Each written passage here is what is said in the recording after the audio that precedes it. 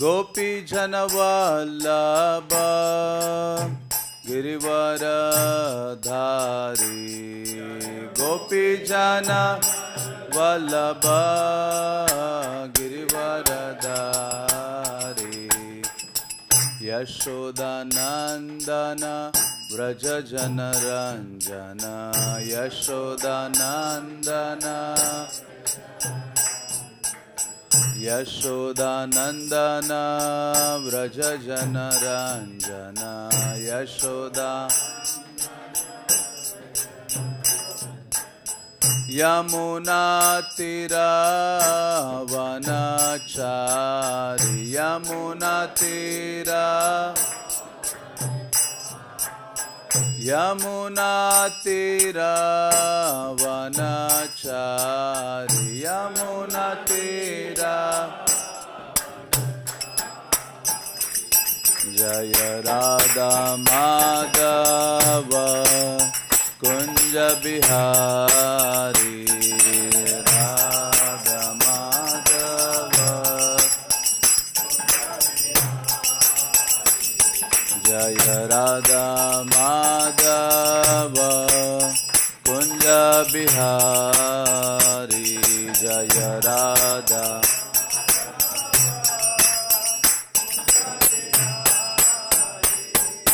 गोपी जन वल्लभ गिरिवरधारी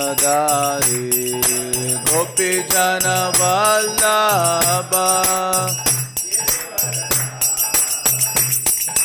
गोपी जन वल्लभ गिरिवरधारी गोपी जन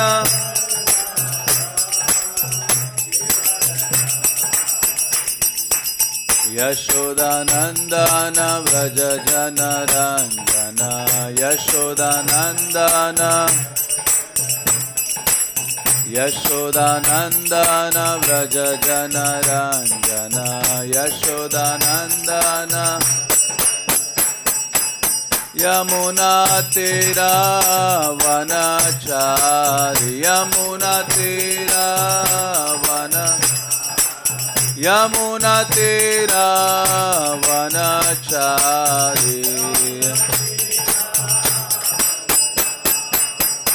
जय राधा माधव राधा माधव श्री राधे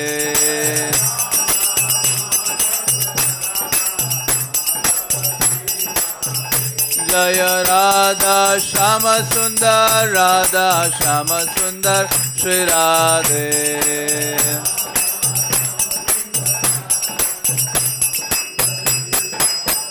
जय कृष्ण बलराम कृष्ण बलराम कृष्ण बलराम जय वृंदावन धाम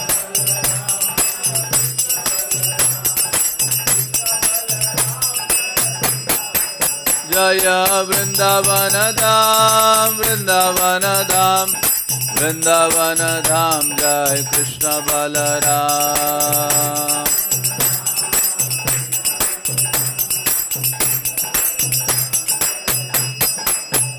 जय गौरनिताय गौरनिताय गौरनिताय जय गौरनिताय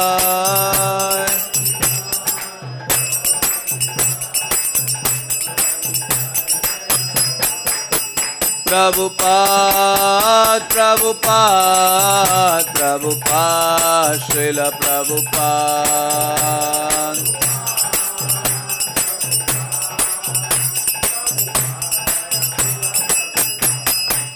हरि बोल हरि बोल हरि बोल गौर हरि बोल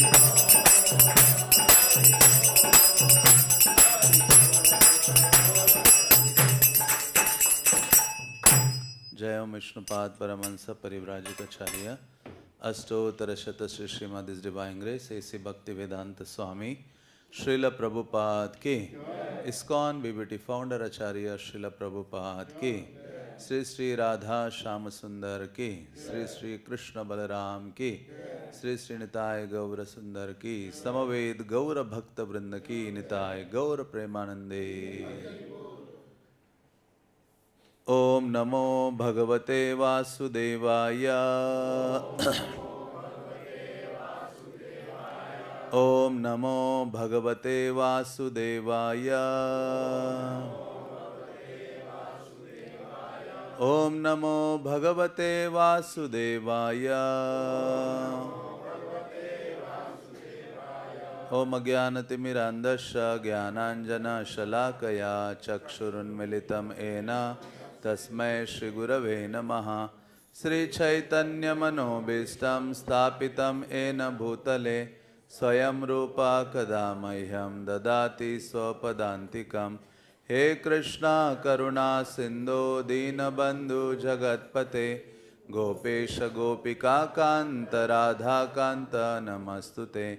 तप्त कांचन गौरांगी राधे वृंदावनेश्वरी वृषभानुसुते देवी प्रणमामि हरिप्रिये।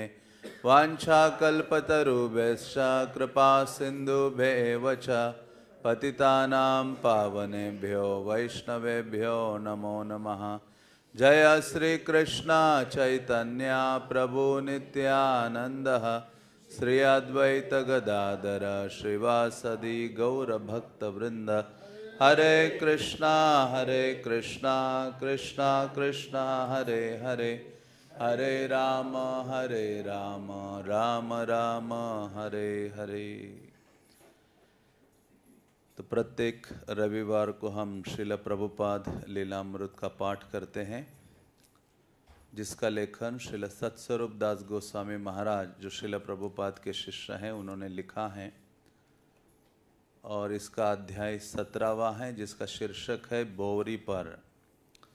तो पिछले रविवार को भी हमने चर्चा की थी कि किस प्रकार से श्रील प्रभुपाद जी वहाँ बोवरी में निवास कर रहे थे। बोवरी न्यूयॉर्क का सबसे हीन तुच्छ ऐसा स्थान माना जाता था, जहाँ सारे शराबी और व्याभिचार करने वाले, नशेड़ी, ऐसे सभी प्रकार के लोगों का वो अड्डा बना हुआ था। और ऐसे स्थान में श्रील प्रभुपाद जी को निवास करने के लिए एक छोटा सा स्थान प्राप्त होता है। प्रभुपाद उसको स्वीकार करते हैं, क्योंकि वो चाहते थे कि मैं अपने आध्यात्मिक गुरु की आज्ञा का पालन करूं। तो जो भी कृष्ण के द्वारा सुविधा प्राप्त हो रही थी, उसको प्रभुपाद स्वीकार करते जा रहे थे और अपना जो कार्य था उसको कर रहे थे। वो किसी चीज़ को बाधा नहीं समझ रहे थे। जो भी बाधा आ रही थी उसके ऊपर कदम डालकर आगे बढ़ रहे थे। तो वो ऐसा बोवरी, उनका वो रूम भी था जहाँ ऊपर उनको चढ़ना होता था और जाने के लिए कूद कूद कर जाना होता था। मानो शराबी सारे वहाँ पड़े रहते थे नशे में धुत। तो कभी उसके ऊपर से जंप मार के इधर उधर से ऐसे करते हुए प्रभुपाद अपने कमरे में पहुँचते थे। तो प्रभुपाद ने वहाँ से ही ये बीज बोना शुरू किया था और वहाँ ही वो कीर्तन किया करते थे सुबह, और भगवत गीता पर प्रवचन देने का कार्य उन्होंने बोवरी से ही शुरू किया था। और जिसको सुनने के लिए बहुत ही नगण्य थोड़े बहुत लोग आते थे और प्रभुपाद जी उनको श्रवण कराते थे। तो धीरे धीरे पिछले रविवार को ये भी चर्चा की कि प्रभुपाद जी धीरे धीरे लोगों के पता चलने लगा प्रभुपाद जी के बारे में। और प्रभुपाद जी को एक चीज़ अच्छी लगती थी, वो टहलना पसंद करते थे। वो अकेले ही निकल जाते थे, जहाँ रास्ता जाए अलग अलग स्थानों में जाते थे। बड़ी बड़ी ऊंची इमारतें, अट्टालिकाएं जब वो देखते थे, उनको लगता था ये कृष्ण के लिए बहुत अच्छा भवन है, कृष्ण की सेवा में इसको यूज़ कर सकता हूँ। मतलब जहाँ जहाँ नेत्र पड़े तहाँ तहाँ कृष्ण स्फुरे। भक्त का ये गुण होता है, जहाँ जहाँ वो देखता है कृष्ण स्फुरित होते हैं और हर चीज़ को वो कृष्ण की सेवा में लगाने के लिए तत्पर होता है, क्योंकि उसको अपनी कोई इच्छा नहीं होती। जब भगवत चेतना से परिपूर्ण होता है भक्त, तो वो कृष्ण की चेतना में कार्य करने लगता है। अपनी इंद्रियों के से अधिक कृष्ण इंद्रियों की संतुष्टि के लिए सदैव उसके हृदय मन में इच्छाएं जागृत होती हैं। और हर इस संसार में देखते हैं, कोई युवक किसी युवती से प्रेम करता है तो युवक जहाँ भी जाएगा वो सोचेगा ये फूल उसके लिए, युवती के लिए ले जाऊं, ये चीज़ मेरी प्रेमिका के लिए होनी चाहिए। तो लेकिन भगवत चेतना में जो उन्नत व्यक्ति है, भगवत प्रेम से जिसका हृदय भरा है, वह हर चीज़ को देखता है कृष्ण से संबंधित। यही उसकी विशेषता है और श्रील प्रभुपाद ने ये आंदोलन उसी के लिए स्थापित किया है। हाँ, इसलिए प्रभुपाद कहते जो भी इस संसार की सबसे बेस्ट चीज़ है वो कृष्ण को अर्पित करनी चाहिए। यही भावना प्रभुपाद ने भक्तों के हृदय में डाली है। इसलिए इस्कॉन के मंदिरों में हर चीज़ बहुत उत्तम नजर आती है, क्योंकि भक्त लोग जानते हैं भोक्तारम यज्ञ तपसाम सर्वलोक महेश्वरम, परम भोक्ता हमारे कृष्ण हैं। तो जो भी सर्वोत्तम चीज़ है वो कृष्ण को देना चाहते हैं। तो इस प्रकार से श्रील प्रभुपाद जी वहाँ रहते हैं। और फिर एक दिन एक न्यूज़पेपर में, पिछले रविवार हमने यहाँ ख़त्म किया था कि एक न्यूज़पेपर था जहाँ विलेज वाइज, जिसमें प्रभुपाद का प्रथम बावरी का फोटो छपा था, जो सन्यास के वेशभूषा में थे, तिलक आदि था, मुंडन किए हुए उनका सर था और वो बैठे हुए थे। तो उस लेख में काफ़ी चीज़ें प्रभुपाद के बारे में लिखी गई थी और उसमें ये भी लिखा गया था कि ये जो स्वामी जी हैं बहुत बुद्धिमान हैं और जो भारत का जो संदेश है, आध्यात्मिक संदेश लेकर यहाँ पाश्चात्य जगत में आए हैं, शांति सद्भाव आदि का संदेश लेकर आए हैं। और साथ ही साथ इस पाश्चात्य जगत में यहाँ वो अपना एक मंदिर बनाना चाहते हैं, ऐसा भी उस लेख में लिखा था।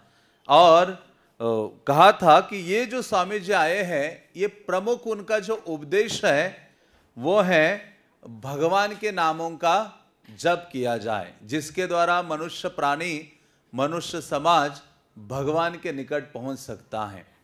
तो इस बात पर उस लेख में जोर दिया गया था। और प्रभुपाद जी थे ही, प्रभुपाद जी शुरुआत से ही बहुत कन्विंस थे, कृष्ण नाम ही एकमात्र सर्वोच्च साधन है या परम धर्म है इस युग का, जिसके द्वारा समाज भगवान के निकट पहुंच सकता है। तो ये बातें उस लेख में छपी थी जहां हमने पिछले रविवार को चर्चा की थी। तो आगे मैं पढ़ता हूँ। स्वामी जी एक यथार्थवादी व्यक्ति हैं, बावजूद इसके कि वे अमेरिका में ईश्वर विहीन भौतिकता का मूल खोजने आए थे, जिसे वे एक ऐसा रोग कहते हैं जिसने भारत को पहले से आच्छादित कर रखा है। क्योंकि भौतिकतावाद परमोच्च सीमा पर था प्रभुपाद जब वहाँ थे, और वहाँ से ही ये भौतिकतावाद जिसमें इंद्रिय संतुष्टि प्रमुख है, वही भारत में प्रभुपाद ने जाना कि ये रोग भारत में भी ये रोग आया है। तो प्रभुपाद जी ऐसे स्थान में पहुंचे मानो ये उसकी जड़ को ढूंढने जा रहे थे और उसको उखाड़कर फेंक देना चाहते थे। स्वामी जी का कहना है, यदि पृथ्वी पर कोई धन संपन्न देश है जहां मंदिर बनाया जा सकता है तो वो यही है, न्यूयॉर्क। प्रभुपाद को कई बार, प्रभुपाद जब इंडिया में थे तो प्रभुपाद इच्छा व्यक्त करते थे कि न्यूयॉर्क जाना चाहिए, क्योंकि वो प्रमुख स्थान है पूरे विश्व का। तो फिर एक बार मजाक में किसी भक्त ने पूछा, प्रभुपाद जी आप वो न्यूयॉर्क ही क्यों गए, उधर ही क्यों गए? कहते वहां जाने का फ्री का टिकट मिला इसलिए गया, किसी और जगह का मिलता तो वहां भी चला जाता। हाँ, कृष्ण ने वहां जाने के लिए मेरी व्यवस्था की थी। हाँ, तो इस प्रकार से श्रील प्रभुपाद अमेरिका में पहुंचे, जो मानो माया का गढ़ है, और माया के गढ़ में जो मूल जो महल है माया का, वो न्यूयॉर्क सिटी है। और वहां प्रभुपाद पहुंचे हैं। हम मानो रावण की लंका में हमारे हनुमान जी पहुंचे हैं वैसे ही स्थिति है। वो लंका क्या है, भोग आदि का ही प्रमुखता है, जहां रावण उसी में लगा हुआ है। तो उसी प्रकार से यहाँ लंका है जहाँ हनुमान जी ने भी राम के नाम का आश्रय लेकर पहुंचे। जब अशोक वाटिका में सीता देवी पूछते कि अरे इतने बड़े बड़े आसुर आदि सबको वो विमान से आया लेकर, यहाँ तुम छोटे से बंदर वो सागर कैसे पार कर दिया। तो रामायण में बहुत सुंदर श्लोक आता है जिसमें हनुमान जी कहते हैं कि हे माता सीता, मैं ये जो मेरे प्रभु है ना परम भगवान श्री राम, उनके नाम का आश्रय लिया, और जैसे उनका नाम का आश्रय लिया वो सागर मानो बहुत छोटा हो गया और उसको सरलता से पार करके मैं ये पहुंचा हूं। तो उसी प्रकार से श्रील प्रभुपाद जी भी इस भारत भूमि से निकले और वहां माया के साम्राज्य में पहुंचे हैं। हनुमान की तरह ही उनका कार्य है वास्तव में प्रभुपाद का। और हनुमान जी के पास भी जो भी छोटी मोटी सेना थी वो भी बंदर की थी। तो प्रभुपाद के पास ऐसे कोई बहुत क्वालिफाइड लोग नहीं आए थे शुरुआत में, सब शराब पीने वाले सारे हिप्पीज थे, ऐसे ही लोग थे। लेकिन केवल उनके मार्गदर्शन में रहे, कृष्ण ने के नामों का उच्चारण करने लगे तो इतने महान बने वो सारे लोग। तो उसी प्रकार से ये जो हनुमान का कार्य श्रील प्रभुपाद ने किया है, जो माया के गढ़ में जाकर और वहाँ जैसे सीता को खोज रहे थे वैसे यहाँ देख रहे थे कि भौतिकता को कहाँ से उखाड़ना है मुझे, उसकी जड़ कहाँ तक गई है। तो न्यूयॉर्क के उस स्थान में जो सबसे बेहद गंदा नीचे स्थान था, वहाँ से प्रभुपाद शुरू करते हैं ये कृष्ण भावनामृत आंदोलन, और जिसके द्वारा वास्तव में सारे जगत को ये हरे कृष्ण महामंत्र के द्वारा आप्लावित करते हैं। तो यहाँ कहते हैं स्वामी जी का कहना है, यदि पृथ्वी पर कोई धन संपन्न देश है जहाँ मंदिर बनाया जा सकता है तो यही है। तो प्रभुपाद चाहते थे मंदिर के द्वारा प्रचार करना सरल होता है, बल्कि प्रभुपाद भारत में तो बहुत ज़्यादा मंदिर चाहते थे, क्योंकि जो भारतीय लोग हैं वो मंदिरों की ओर बहुत आकर्षित होते हैं। और प्रभुपाद चाहते थे, प्रभुपाद जब मंदिर बनाने लगे जुहू का, कहा स्वामी जी आप इतना संगमरमर का मार्बल का मंदिर बना रहे हो, मुंबई में इतने लोग फुटपाथ पर सो रहे हैं, उनके पास दवाइयाँ नहीं है, धन नहीं है, भूखे नंगे हैं, उनके लिए आप ये धन देना चाहिए। आप इतना करोड़ों रुपए लगाकर मार्बल का मंदिर बना रहे हो इतना बड़ा। तो प्रभुपाद ने कहा मैं जब अकेला था ना, यहाँ ये आंदोलन भी नहीं था, तब मैं मुंबई कई बार आता था, तब भी लोग फुटपाथ पर थे, और अभी भी मैं इतने सालों के बाद आ रहा हूं तब भी वैसे ही है। उनको बदला नहीं जा सकता। हमें बाहरी रूप से यहाँ अभी दिखता है कि अरे अमेरिका आदि जो देश है बहुत चकाचौंध है, सब लोग वेल सेटल्ड है, ऐसा नहीं है। वहाँ भी लोगों के पास घर नहीं है, रोड पे लेटे हुए हैं, दुख से व्याकुल है। तो ये सब चीज़ें हमेशा भौतिक संसार में बनी रहेंगी। तो प्रभुपाद ने कहा ये जो मंदिर है मैं अपने लिए नहीं बना रहा हूँ, मैं तो एक पेड़ के नीचे बैठकर भी कृष्ण का गुणगान करने का सामर्थ्य मुझ में है, वहीं में रह सकता हूं। लेकिन कौन आएगा कृष्ण की कथा सुनने के लिए पेड़ के नीचे। ये जो बड़े बड़े मंदिर में बना रहा हूं, जो भौतिकता से ग्रसित लोग हैं ना, उनको आकर्षित करने के लिए। क्योंकि कलयुग का एक लक्षण क्या है, ऐश्वर्य के प्रति आकर्षित होना। ये कलयुग के लोगों का एक लक्षण है, जहां भी ऐश्वर्य दिखता है वहां आकर्षित हो जाते हैं। तो इतने विशाल बड़े बड़े भवन मंदिर दिखेंगे तो लोग आकर्षित होकर आएंगे। यहाँ आएंगे तो उनको यहाँ 24 आवर का कीर्तन सुनाई देगा, भक्त इतने खुश भक्त दिखाई देंगे, विग्रह का दर्शन, प्रसादम, ग्रंथ, इतनी सारी चीजें, कृष्ण कथा। तो प्रभुपाद ने कहा मैंने केवल मंदिर बनाए हैं उनको यहाँ लाने के लिए, ताकि आकर यहाँ बैठकर हम हमारा जो मूल संदेश है वो उनको देना चाहते हैं। तो इस प्रकार से मंदिरों का ये उद्देश्य है। फिर प्रभुपाद ने कहा, फिर उन्होंने बोला अरे इतने सारे मंदिर हैं, तो ये पुराने इतने मंदिर हैं कहीं तो बंद हो रहे हैं, उनमें से कोई ले लो। तो प्रभुपाद ने कहा देखो जो लोग होते हैं विवाह करते हैं, फिर बच्चे क्यों पैदा करते, इतने सारे बच्चे घूम ही रहे जिनके पास रहने के लिए नहीं, खाने के लिए नहीं है, उसको लगता है अपना बच्चा होना चाहिए मेरा। तो प्रभुपाद ने कहा इसी प्रकार से हमें भी अपना एक मंदिर होना चाहिए जिसके द्वारा कृष्ण का जो संदेश है हम यथावत प्रस्तुत कर सके। तो प्रभुपाद जी ने कभी अपने बारे में नहीं सोचा, उनके हर जो इच्छा है वो सब जनहित के लिए है, और ऐसा हित जो कोई सोच नहीं सकता। मतलब यहां भौतिक संसार में जो सड़ रहा है उसको उठाकर गोलोक धाम भेजने का कार्य कर रहे हैं। हाँ, इतनी बड़ी व्यवस्था कर रहे प्रभुपाद, कोई साधारण कार्य नहीं है। हम इतना सोचे गंभीरता से कि ये कितनी बड़ी चीज यहां खोल दी है।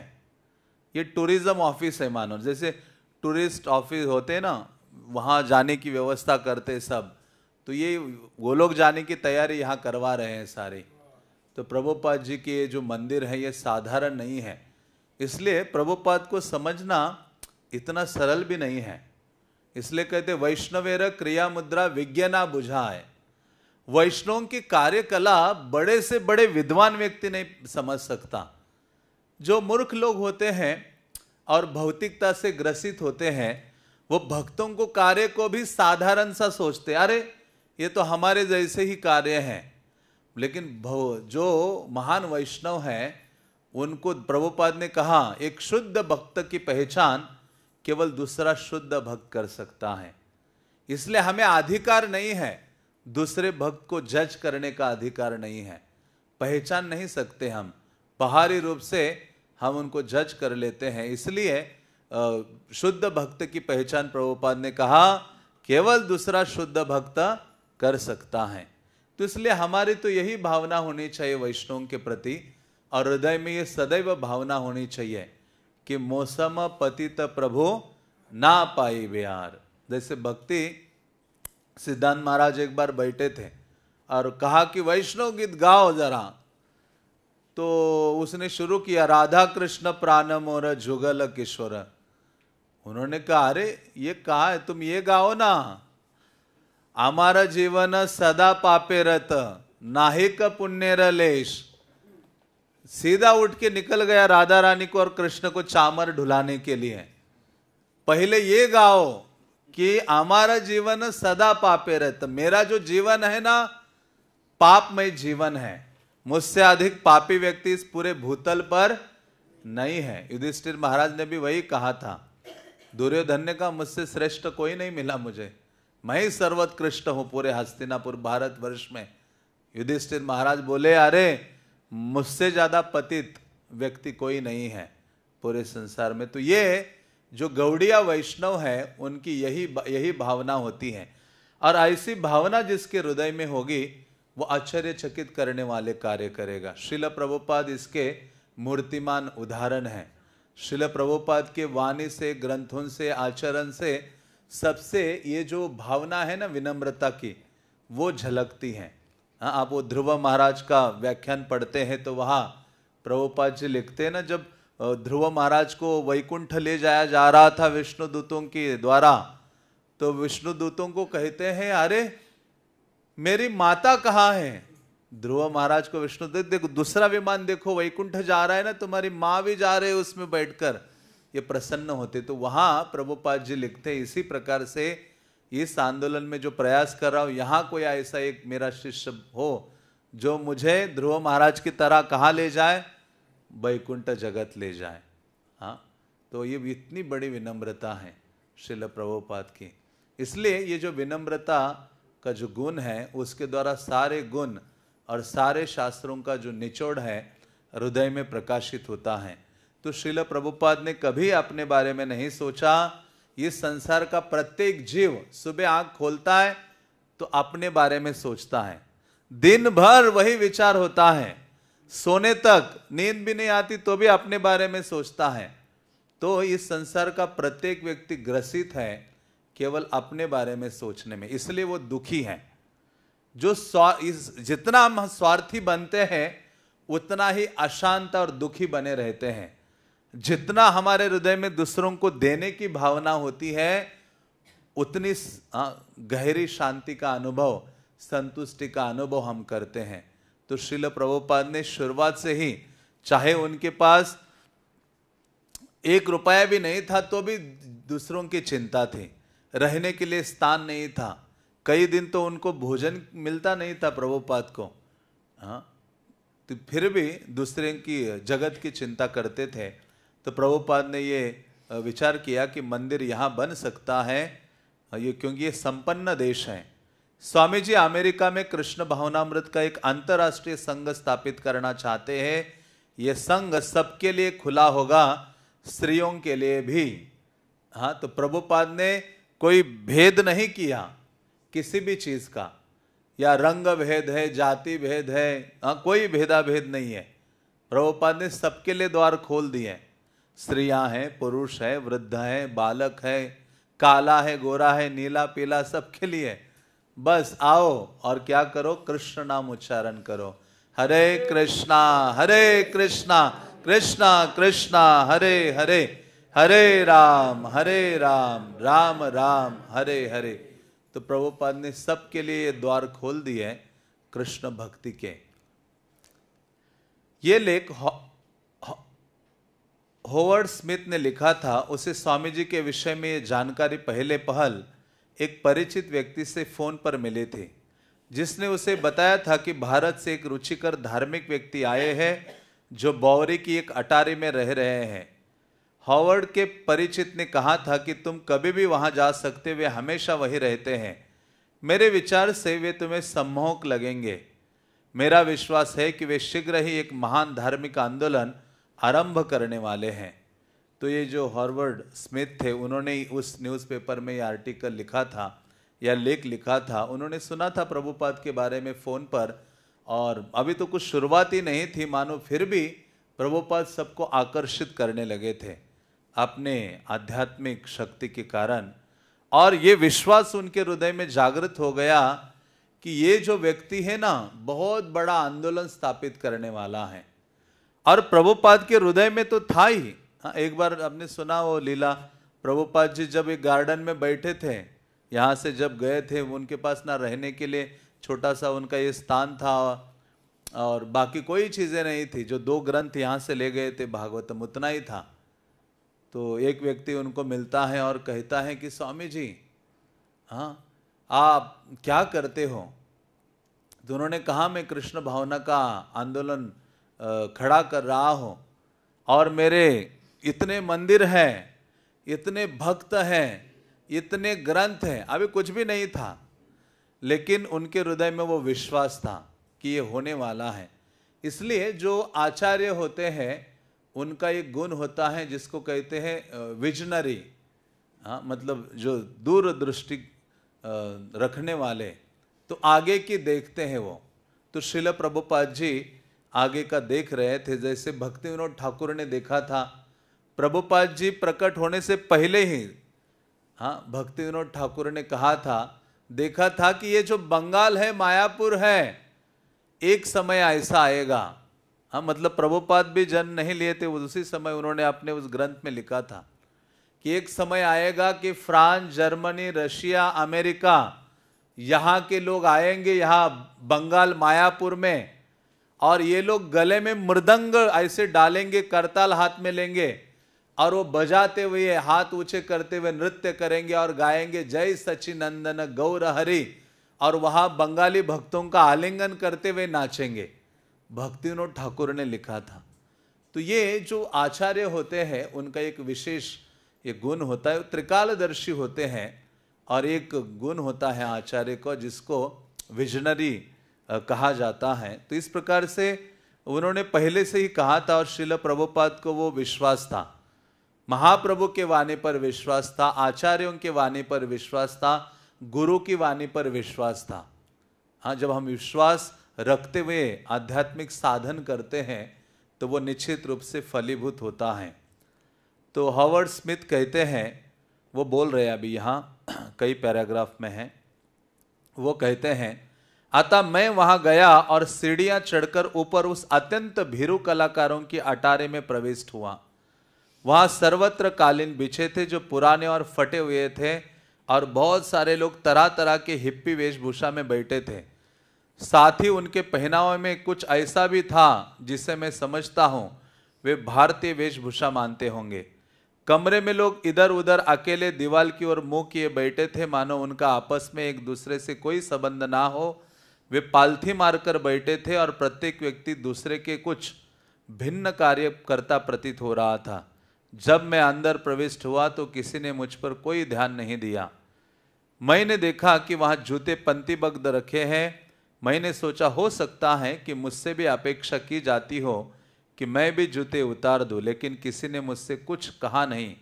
इसलिए मैं कालीन के किनारे किनारे घूमने लगा और प्रतीक्षा करने लगा कि मुझ पर ध्यान दे। मुझे आश्चर्य हो रहा था कि वहाँ क्या हो रहा है और मैं किसी को कोई बाधा नहीं पहुँचाना चाहता था, क्योंकि सभी जैसी भी प्रार्थना वे कर रहे थे उसमें गहराई से तल्लीन दिखाई दे रहे थे। तो ये जो हॉवर्ड है, हॉवर्ड स्मिथ, ये वहाँ पहुँचे थे श्रील प्रभुपाद को देखने के लिए या मिलने के लिए। तो वहाँ का ये वर्णन करते हैं। अटारी में पीछे की ओर मुझे एक छोटा सा मद्रासी किस्म का पर्दा दिखाई दिया, इसलिए मैंने पर्दे के पीछे वाले स्थान में झांकने का निश्चय किया। मैंने अंदर देखा तो वहाँ स्वामी भक्ति वेदांत पालथी मारे, केसरिया वस्त्र धारण किए, मस्तक तथा नाक पर तिलक लगाए और हाथ में माला की थैली लिए बैठे थे। यद्यपि वे वास्तविक वस्तु लग रहे थे, किंतु उनके निकट पहुंचा जा सकता था। और मैंने कहा हेलो, और उन्होंने मेरी ओर देखा। मैंने कहा स्वामी भक्ति वेदांत, और वे बोले हाँ। मैंने कहा मैं हॉवर्ड स्मिथ हूँ, मैं बैठने की आशा कर रहा था, इसलिए मैं बोला क्षमा कीजिए, मुझे अपने जूते उतार देने होंगे। और वे बोले तुम अपने जूते उतारना क्यों चाहते हो? मैंने कहा मैं नहीं जानता क्यों, मैंने देखा कि सभी के जूते बाहर हैं। और वे बोले मैंने तो तुम्हें जूते उतारने को नहीं कहा। मैंने पूछा ये सभी लोग यहाँ क्या कर रहे हैं? और वे बोले मैं नहीं जानता, और वे नहीं जानते कि वे क्या कर रहे हैं। मतलब वो सब लोग हिप्पीज, चाहे वो शराब पीकर आए हो या जैसे भी आए हो, महीनों महीने स्नान आदि नहीं करते थे, बालों की जटाएं बन गई थी, और वो सब आकर बैठ जाते थे वहाँ और अपने मनगढ़ंत जो भी उनके मन में लगता है उस प्रकार से हाव भाव कर रहे थे या कुछ जो भी प्रार्थना कर रहे थे। तो प्रभुपाद ने कहा मुझे भी पता नहीं वो क्या कर रहे हैं, आ तो रहे हैं यहाँ, मैं उन्हें सिखाने का प्रयत्न कर रहा हूँ और वे मुझे गलत समझ रहे प्रतीत होते हैं। वे बहुत उलझे हुए लोग हैं। तो साधारण नहीं था, मतलब तमोगुण के बाद भी और कोई गुण होगा ना, उसमें भी फिट नहीं होंगे वो। सत्व रजो तमो के बाद भी। तो ऐसे लोगों को प्रभुपाद ने उठाया है और आचार्य बने हैं ऐसे। इसलिए ये कृष्ण महाप्रभु का आंदोलन बहुत पावरफुल है। ये जो विधि दी है चैतन्य महाप्रभु ने और प्रभुपाद ने सरल बनाकर, वो इतनी शक्ति संपन्न है। इसलिए कभी नहीं सोचना चाहिए कि मैं बहुत इतने सारे दुर्गुणों से भरा हूं, मेरा कैसे कल्याण होगा। होगा यदि हम इनकी आज्ञाओं का पालन करते और बने रहते हैं। ये सबसे महत्वपूर्ण है।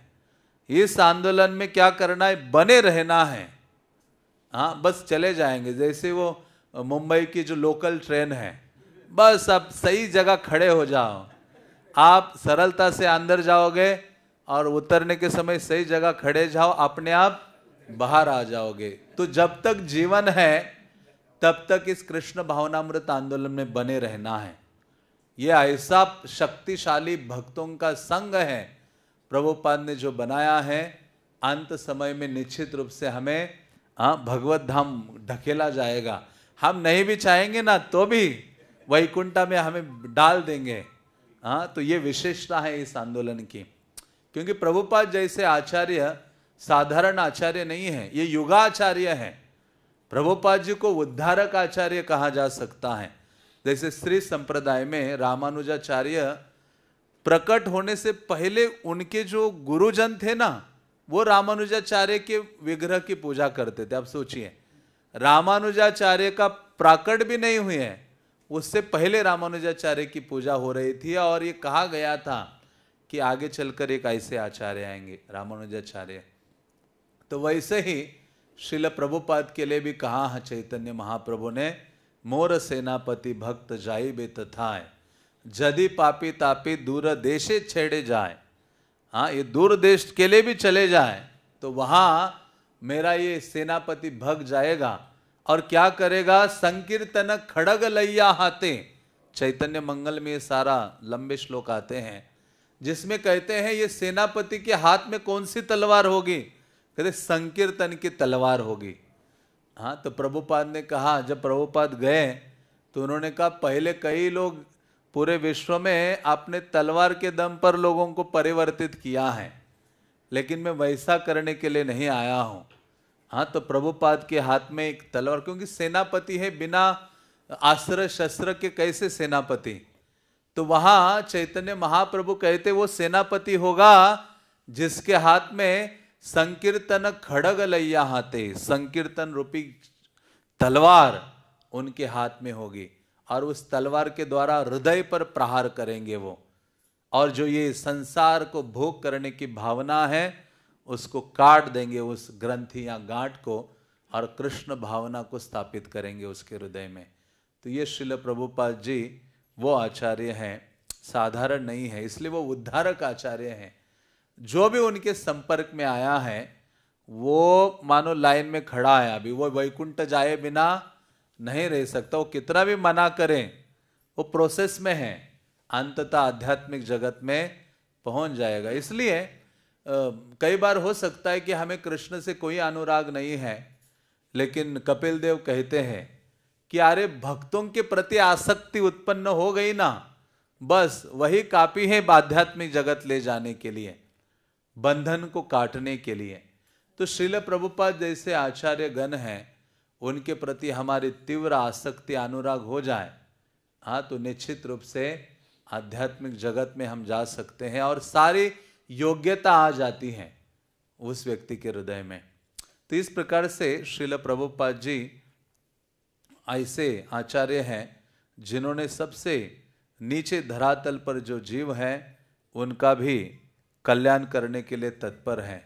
तो प्रभुपाद ने कहा ये सब उलझे हुए लोग हैं, उनको मैं धीरे धीरे सिखा रहा हूँ, प्रयास कर रहा हूँ।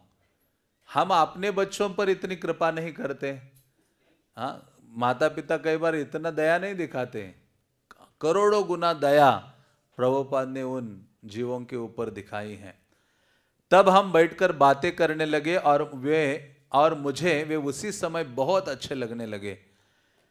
मेरा कहने का मतलब है कि मैं कई अन्य स्वामियों को मिल चुका था, किंतु मुझे वे अधिक अच्छे नहीं लगे थे। मेरे विचार में उन सबको एक ही श्रेणी में इकट्ठा करके भारत के वे स्वामी कह देना अनुचित होगा, क्योंकि वे अत्यंत मौलिक थे। मुझे इस कारण से बहुत अच्छे लगने लगे। उनके कारण मेरा मन न केवल बिल्कुल शांत हो गया, अपितु वे मुझे बहुत खुले हुए और ईमानदार लगे। जैसे उन्होंने कई बातों में मेरी सलाह पूछी। वे इस देश में बिल्कुल नए थे, तो ये पहली बार ही मिल रहे थे और प्रभुपाद से वो बिल्कुल प्रभावित हो गए और उन्होंने कहा प्रभुपाद को मिलने से, उनका दर्शन करने से ही जो मेरे मन में उद्विग्नता थी वो सारी नष्ट हो गई और पूर्ण संतुष्टि और शांति का मैं अनुभव करने लगा। मैंने सोचा कि उनके विचारों को यहाँ जड़ जमाने का अच्छा अवसर है, क्योंकि स्वामी जी इतने अधिक व्यावहारिक लगते थे। उनका मस्तिष्क बादलों में नहीं उड़ता लगता था और न वे अपने हर तीसरे शब्द में रहस्यवाद की बातें करते थे। मेरे अनुमान में उनका आत्मा तो उसी पर था, किंतु सामान्य बातचीत में उनकी चेतना वहाँ नहीं थी। श्रील प्रभुपाद बहुत व्यवहारिक रूप से या प्रैक्टिकल रूप से भगवत चेतना या भक्ति की बातें समझाया करते थे। नहीं तो अन्य कई ऐसे साधु महात्मा गण हैं या योगीज हैं, वहाँ जाकर ऐसा शब्द जाल रचते हैं और लोगों को लगता है कि कितनी बड़ी ऊंचे लेवल की बातें कर रहे हैं।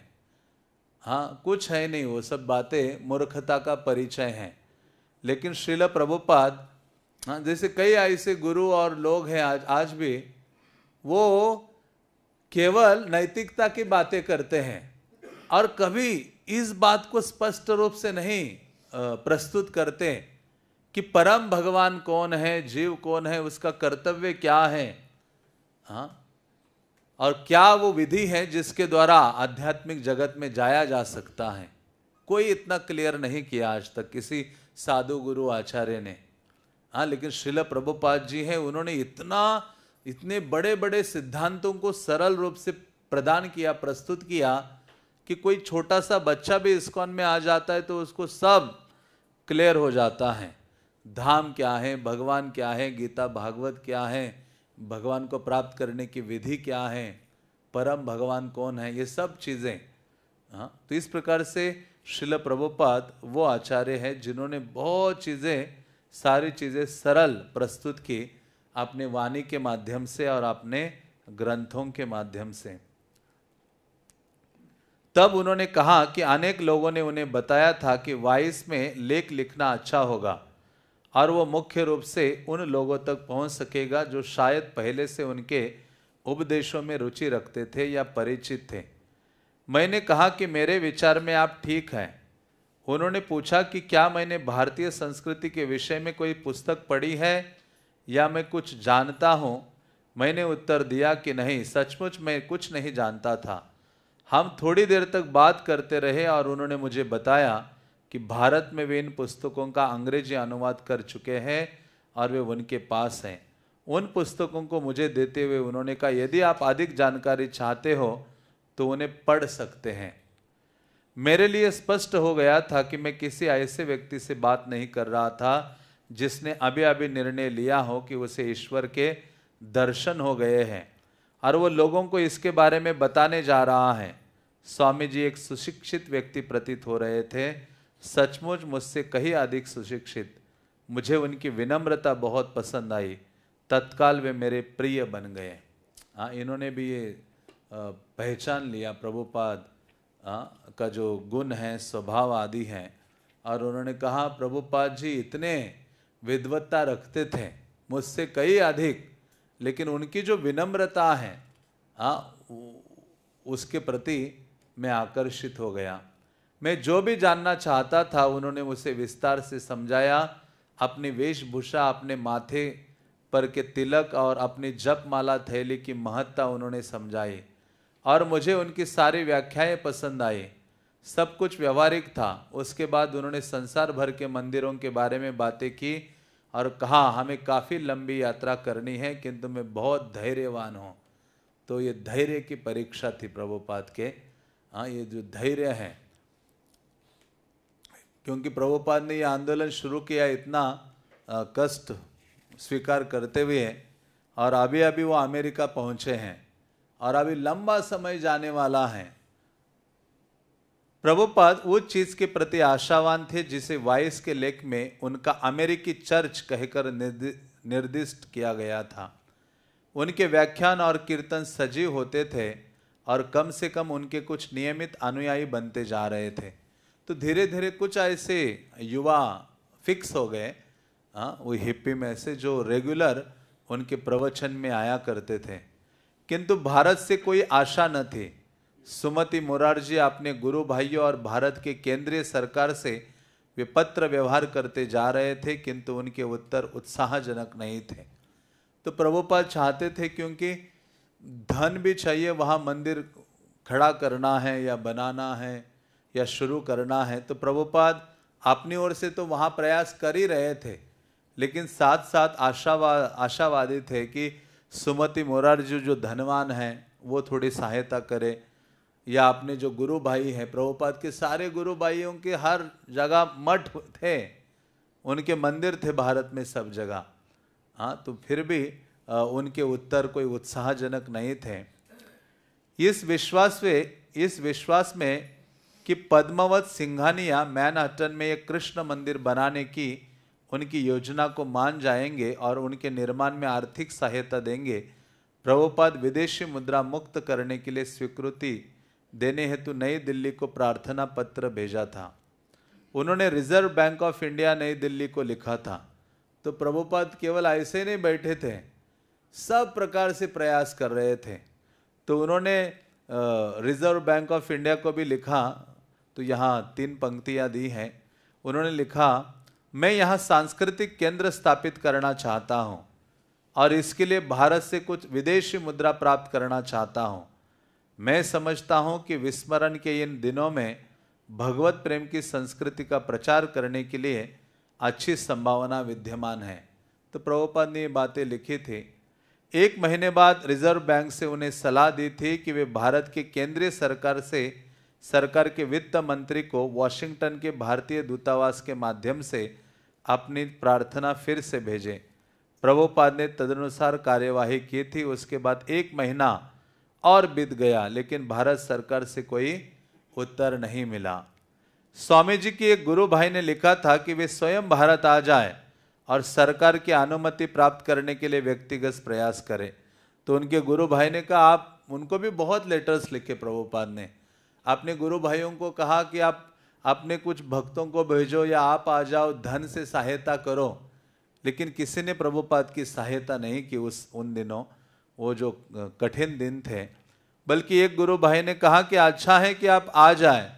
तो प्रभुपाद सोचेंगे फिर से वापस कैसे जाऊंगा वहां, एक बार आओ जाऊंगा भारत, कैसे तो इतना कष्ट उठा के वहां पहुंचा हूं। हाँ, धन नहीं था।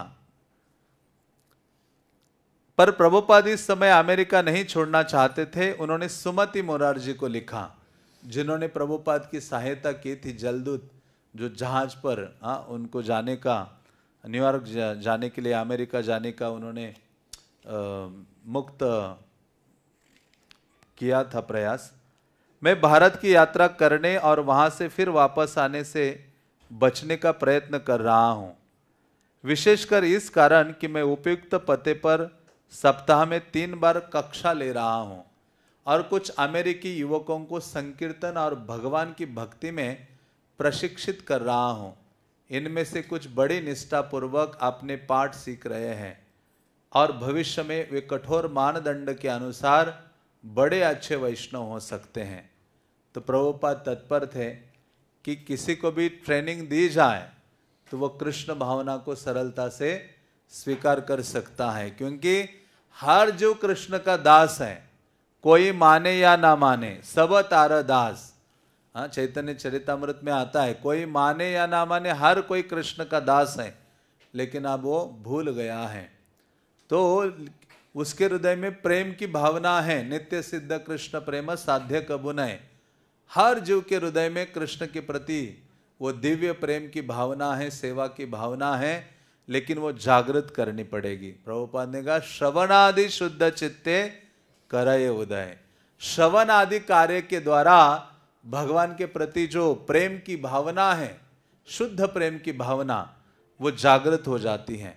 इसलिए प्रभुपाद ने जोर दिया श्रवणम के ऊपर, और वो हफ्ते में 3 दिन श्रील प्रभुपाद जी वहाँ प्रवचन शुरू किए थे और कुछ अमेरिका युवा आते थे, उनको संकीर्तन और भगवत भक्ति का जो प्रशिक्षण है प्रभुपाद प्रदान कर रहे थे। और प्रभुपाद की ये इच्छा थी या वो आशावादी थे कि ये लोग एक अच्छे वैष्णव बन जाएंगे। तो मानो या ऐसे महान आचार्य ने इच्छा की तो निश्चित रूप से इतने अच्छे वैष्णव इस आंदोलन में प्रकट हुए हैं।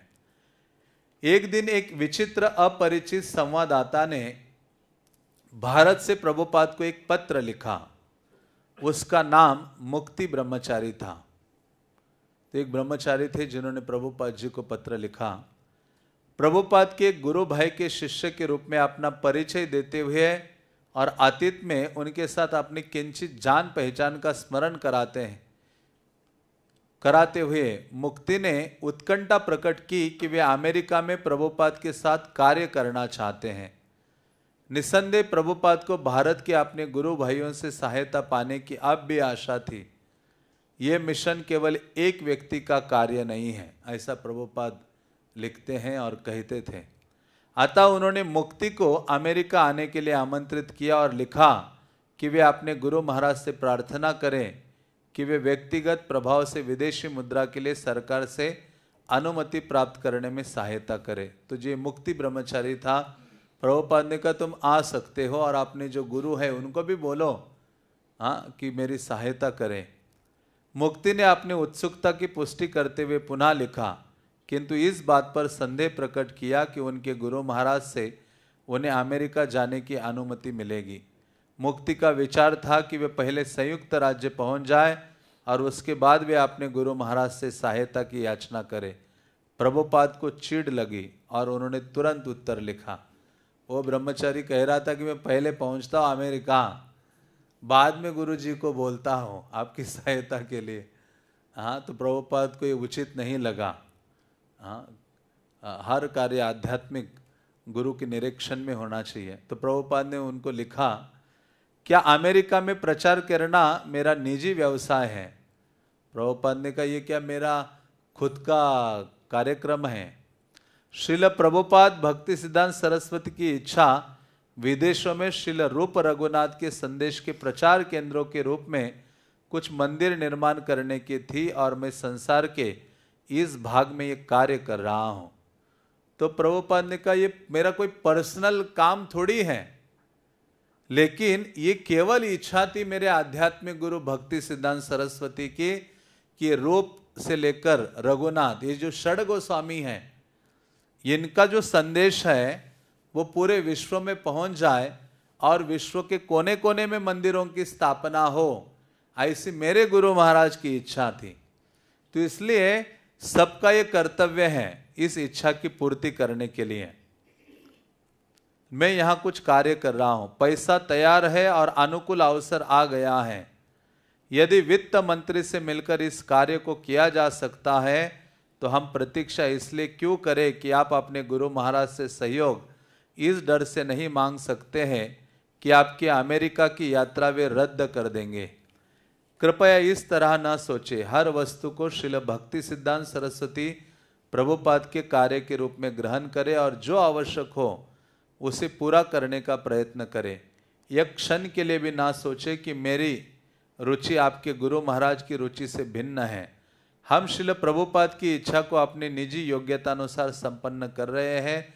सम्मिलित प्रयास और भी अच्छा हो सकता है। तो प्रभुपाद ने कहा, आपके जो गुरु हैं वो भी भक्ति सिद्धांत महाराज के शिष्य हैं और मैं भी हूँ, तो ऐसा नहीं है कि हमारी रुचि अलग अलग है, हमारी रुचि एक ही है। हाँ, क्योंकि भक्ति सिद्धांत महाराज को श्रील प्रभुपाद कहते थे उन दिनों। प्रभुपाद के नाम से भक्ति सिद्धांत सरस्वती को पुकारा जाता था। तो उन्होंने कहा, क्योंकि ये भक्ति सिद्धांत सरस्वती महाराज की इच्छा है जिसकी पूर्ति के लिए सबसे अच्छा क्या होगा, अकेले प्रयास करने से अच्छा है कि एक साथ आकर हम प्रयास करें। इसलिए प्रभुपाद ने इस आंदोलन की स्थापना की तो शुरुआत में इस पे जोर दिया कि संग में शक्ति है, अकेले नहीं। माया के साथ हम इस आंदोलन में आए हैं तो हमने माया के साथ युद्ध पुकारा है और अकेले हम में लड़ने की शक्ति नहीं है। इसलिए प्रभुपाद ने कहा, ये जो मैंने अंतर्राष्ट्रीय कृष्ण भावनामृत संघ, ये शब्द उन्होंने जोड़ा था। जो संघ है, हाँ, भक्तों का ऐसा संघ जो कृष्ण की चेतना को धारण करके रखते हैं, ऐसे एक साथ होंगे तो सेवा बहुत बड़ी हो सकती है। इसलिए प्रभुपाद ने अंतिम समय में भी यही कहा कि यदि आप मुझसे प्रेम करते हो उसका पता कैसे चलेगा, मेरे जाने के बाद आप एक साथ मिलकर कोऑपरेट करते हो आपस में और इस आंदोलन को आगे बढ़ाते हो। इस प्रकार से श्रील प्रभुपाद कहा करते थे और जोर देते थे। कलियुगा में वास्तव में कोई भी जो कार्य होता है, बुरे कार्य करने हैं तो भी कलियुगा में संग में शक्ति है। बुरे लोगों का इकट्ठा आ जाए तो उनका वर्चस्व होगा, आध्यात्मिक भक्त एकत्रित आ जाए तो उनका वर्चस्व होगा। और यही देखते हैं हम, एक साथ जब जप करते हैं तो बड़ा सरल होता है, एक साथ जब कथा सुनते हैं तो और आनंददायी होता है ना। देवहूति माता को कपिल देव जी ने यही कहा था, कि भक्तों के संग में कृष्ण की कथा का श्रवण करना। तो उसी प्रकार से प्रभुपाद ने इस आंदोलन की स्थापना करने के पहले या करने के बाद भी आपने भक्तों को यही बात पर बहुत जोर दिया कि आपके कुछ मतभेद हो सकते हैं, लेकिन कृष्ण की सेवा के लिए सदैव हमें एक साथ होना चाहिए और आध्यात्मिक कार्य एक साथ जितने मिलकर करेंगे उतने ही हम शक्ति अनुभव करेंगे। इस आंदोलन की शक्ति बढ़ेगी और इस आंदोलन में सेवा करने वाले जो एक एक भक्त हैं उनकी भी आध्यात्मिक शक्ति या आध्यात्मिक बल बढ़ेगा। श्रील प्रभुपाद जी कहा करते थे। मुक्ति ने पूरा प्रस्ताव अपने आध्यात्मिक गुरु के समक्ष रखा, जिन्होंने जैसी कि मुक्ति की भविष्यवाणी थी उनकी अमेरिका की यात्रा रद्द कर दी। जो मुक्ति ब्रह्मचारी थे उनके गुरुजी ने कहा अमेरिका जाने की कोई आवश्यकता नहीं है। यद्यपि मुक्ति के गुरुजी श्रील प्रभुपाद के गुरु भाई थे, तथापि वे इस मामले में पढ़ना नहीं चाहते थे और उन्हें इसमें संदेह हो रहा था कि प्रभुपाद वास्तव में पद्मपद सिंघानिया से अनुवाद प्राप्त कर सकेंगे। हाँ, तो उनको कोई इतना विश्वास नहीं था और प्रभुपाद ये कार्य जो करने गए हैं तो किसी को इतना भरोसा नहीं था कि ये गए हैं भक्ति वेदांत स्वामी बस ऐसे ही जाएंगे, कुछ वृद्धावस्था आ गई थोड़ा सा घूम के आ जाएंगे। लेकिन प्रभुपाद बहुत बड़ी इच्छा अपने हृदय में धारण किए थे और बहुत प्रयास कर रहे थे, कठोर संघर्ष कर रहे थे। तो ये कृष्ण देखते हैं, हाँ, प्रयास प्लस प्रार्थना इज इक्वल टू सक्सेस। सफलता का फॉर्मूला क्या है? प्रयास करना और दूसरा है प्रार्थना करना। ये दो हम करते हैं तो सफलता निश्चित है। इसलिए कृष्ण की सेवा में श्रील प्रभुपाद जी इतना प्रयास कर रहे थे, साथ साथ भगवान को प्रार्थना कर रहे थे। माता यशोदा का जब प्रयास देखा कृष्ण ने, हाँ, उनको बांधने का प्रयास देखा तो कृष्ण बंध गए। तो उसी प्रकार से प्रभुपाद का ये आंदोलन खड़ा करने का प्रयास जब देखा तो कृष्ण ने आंदोलन तुरंत खड़ा कर दिया। इसलिए प्रभुपाद कभी कभी कहते थे कृष्ण ने इस आंदोलन के गर्भ में जन्म लिया है। ये जो इस्कॉन है वो प्रभुपाद कहते इस्कॉन के गर्भ में कृष्ण ने जन्म लिया है। हाँ, तो इस प्रकार से कृष्ण का प्राकट्य हुआ है इस आंदोलन के माध्यम से। तो श्रील प्रभुपाद जी ये दिखाते हैं कि कृष्ण की सेवा के लिए सदैव प्रयासरत होना चाहिए, खड़तर संघर्ष करने के लिए तैयार होना चाहिए। हाँ, ऐसे नहीं कि अर्जुन उनका प्रिय भक्त था तो भगवान ने कहा तू सो जा, मैं देखता हूँ सारा महाभारत। नहीं, अर्जुन को बाण खाने पड़े, जगना पड़ा, तत्पर रहना पड़ा कृष्ण की प्रसन्नता के लिए। कृष्ण चाहते हैं उनका वध हो जाए, हाँ, जो आतताई है। उसी प्रकार से कृष्ण चाहते हैं यह आंदोलन खड़ा हो जाए। हाँ, हर जो कृष्ण भावना भावित हो जाए, ये महाप्रभु की इच्छा थी। वहां अर्जुन के साथ कृष्ण थे और यहाँ प्रभुपाद जी के साथ कौन है? श्री चैतन्य महाप्रभु हैं। महाप्रभु ने कहा था, हाँ, नगर आदि ग्राम सर्वत्र प्रचार होय बे मोर नाम, पृथ्वी ते आछे जत नगर आदि ग्राम। महाप्रभु ने कहा पृथ्वी में जितने नगर ग्राम आदि हैं मेरे नाम का प्रचार सब जगह होना चाहिए। हाँ, तो उसी प्रकार से उस इच्छा की पूर्ति के लिए श्रील प्रभुपाद जी इतना संघर्ष कर रहे थे, खड़तर प्रयास कर रहे थे, जैसा अर्जुन ने किया था। उसी भांति अर्जुन के साथ कृष्ण थे, प्रभुपाद जी के साथ श्री चैतन्य महाप्रभु थे। और प्रभुपाद ने अपना जो प्रयास है वो छोड़ा नहीं, प्रयासरत रहे और साथ साथ प्रार्थना करते रहे अपने आध्यात्मिक गुरु और कृष्ण को। और अब मुक्ति ब्रह्मचारी को भी संदेह होने लगा था। उसने लिख भेजा, यदि आपका कार्यक्रम सच्चा नहीं है तो किसी महान व्यक्ति तक पहुंच सकना निस्संदेह हास्यास्पद होगा। तो किसी को भी प्रभुपाद के ऊपर वो भरोसा यहाँ से कोई प्रकट नहीं कर रहा था। उनके जो गुरु भाई हैं आदि, उनको लगा ये संभव नहीं है, जो चीज़ें भक्ति वेदांत स्वामी सोच रहे हैं या करने का प्रयास कर रहे हैं, हाँ, तो कोई भी तैयार नहीं था प्रभुपाद की सहायता करने के लिए।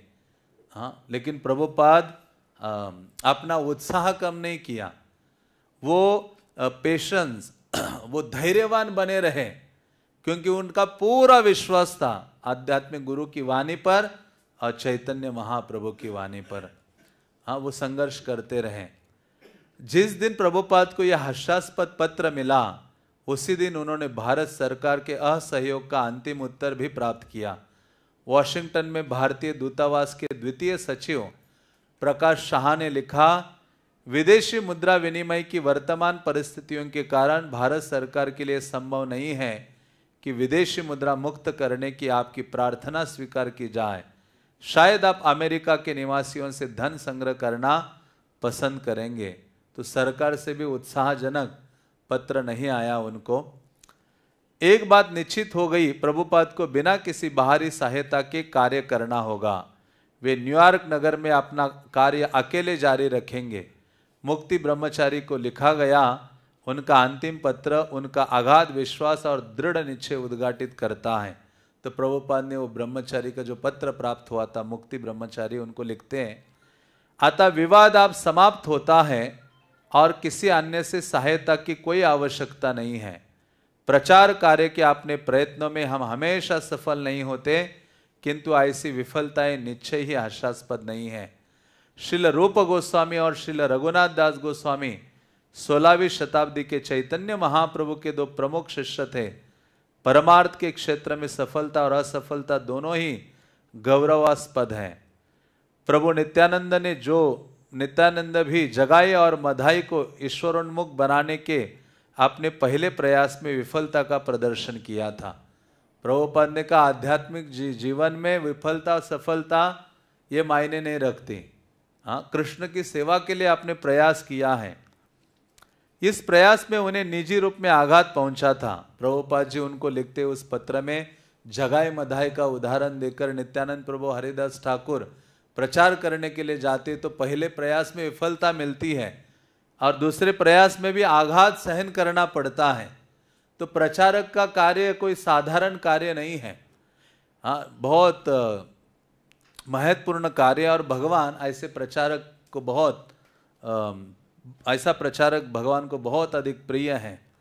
इस प्रयास में उन्हें निजी रूप में आघात पहुंचा था, किंतु वो प्रयास निश्चय ही हास्यास्पद नहीं था, वरना सब कुछ दिव्य था और सभी संबंधित लोगों के लिए वो गौरवास्पद था। तो इस प्रकार से कृष्ण की सेवा के लिए जो भी प्रयास है और उसमें चाहे विफलता है सफलता है, दोनों चीज़ें गौरवास्पद हैं, दोनों चीज़ें सराहनीय हैं। यदि अमेरिका में कृष्ण चेतना को कभी भी अपनी जड़ जमानी है तो ये कार्य भारत सरकार या भारतीय वित्त दाताओं की सहायता के बिना ही होना होगा। एक भारतीय ब्रह्मचारी भी उनकी सहायता के लिए नहीं आएगा। प्रभुपाद के समक्ष कृष्ण अपनी योजना का उद्घाटन भिन्न रूप से कर रहे थे। सिंघानिया की अनुदान स्वीकृति समाप्त हो जाने पर और उसे पीछे छोड़कर प्रभुपाद अपनी संपूर्ण शक्ति अपनी बोवरी की अटारी पर आने वाले नवयुवकों और नवयुवतियों की ओर मोड़ देने को तत्पर हो गए। उन्होंने सुमति मुरारजी को लिखा, अब मैं स्थानीय मित्र और प्रशंसकों का अंतर्राष्ट्रीय कृष्ण भावनामृत संघ बनाने का प्रयास कर रहा हूं। तो प्रभुपाद ने देखा कि उनको कोई सहायता नहीं करने जा रहा है, कोई उनकी सहायता नहीं कर रहा है। इवन कोई एक ब्रह्मचारी भी उनकी सहायता करने के लिए तैयार नहीं है। तो प्रभुपाद जी ने सोचा कि यह कृष्ण की योजना है, मुझे अकेले ही संघर्ष करना होगा, अकेले ही इस आंदोलन को खड़ा करने के लिए तत्पर रहना होगा। उन्होंने ये कृष्ण की चैतन्य महाप्रभु की इच्छा सोची और फिर उन्होंने सुमति मुरारजी को लिखा कि अभी किसी की सहायता के बिना मुझे कृष्ण भावनामृत आंदोलन को खड़ा करने के लिए प्रयास करना होगा और मैं प्रयास करता रहूँगा। तो श्रील प्रभुपाद जी अनस्टॉपेबल है, वो उनको रोक नहीं सकते कोई कृष्ण की सेवा के लिए और विशेष रूप से महाप्रभु की सेवा के लिए। तो हम फिर अगले रविवार को चर्चा करेंगे। हरे कृष्णा कृष्णा कृष्णा हरे हरे, हरे राम राम राम हरे हरे। श्रील प्रभुपाद लीलामृत के पतित पावन श्रील प्रभुपाद की निताई गौर प्रेमानंदे।